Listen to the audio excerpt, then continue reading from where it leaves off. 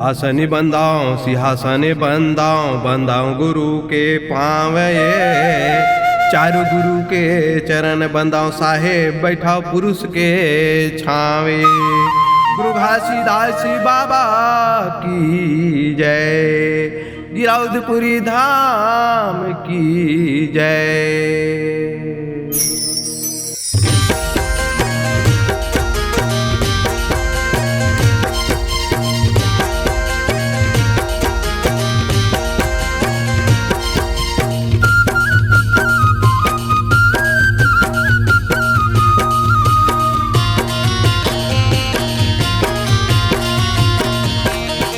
छत्तीसगढ़ के भाग जगा दिए साहेब गिरौदपुरी माँ जन्म लेके। छत्तीसगढ़ के भाग जगा दिए बाबा गिरौदपुरी माँ जन्म लेके।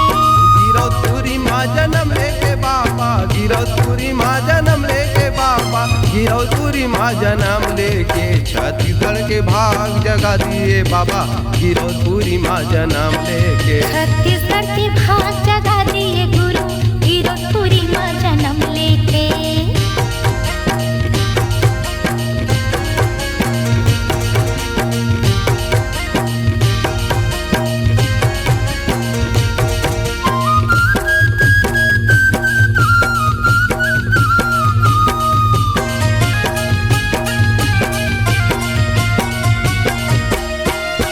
गिरौदपुरी भंडार तिलासी चटवा में महिमा दिखाए, बाबा चटवा में महिमा दिखाए।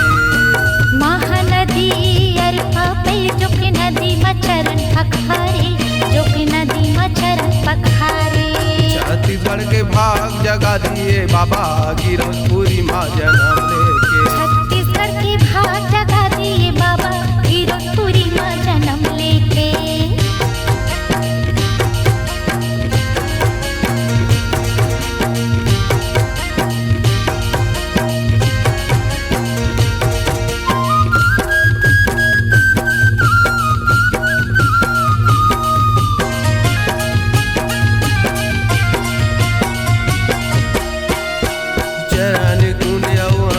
कुंड में अमृत धार बहाए, बाबा अमृत धार बहाए। जगह जगह माथे हम बाबा सबके खाम गड़ाए, गुरु सबके खाम गड़ाए। छत्तीसगढ़ के भाग जगा दिए बाबा गिरौदपुरी माँ जन्म लेके। छत्तीसगढ़ के भाग जगा दिए बाबा गिरौदपुरी माँ जन्म लेके।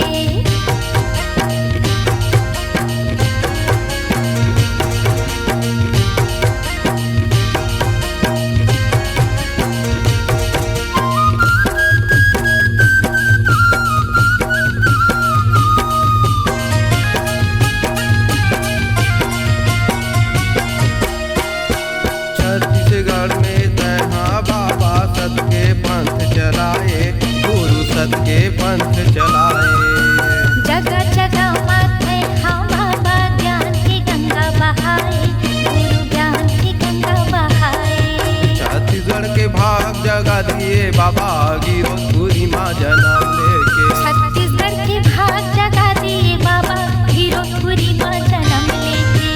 गिरौदपुरी माँ जन्म लेके बाबा, गिरौदपुरी माँ जन्म लेके बाबा, गिरौदपुरी माँ जन्म लेके। छत्तीसगढ़ के भाग जगा दिए बाबा गिरौदपुरी माँ जन्म लेके। छत्तीसगढ़ के भाग जगा दिए बाबा गिरौदपुरी माँ जन्म लेके। गिरौदपुरी माँ जन्म लेके, गिरौदपुरी माँ जन्म लेके, गिरौदपुरी माँ जन्म लेके, गिरौदपुरी माँ जन्म लेके, गिरौदपुरी माँ जन्म लेके।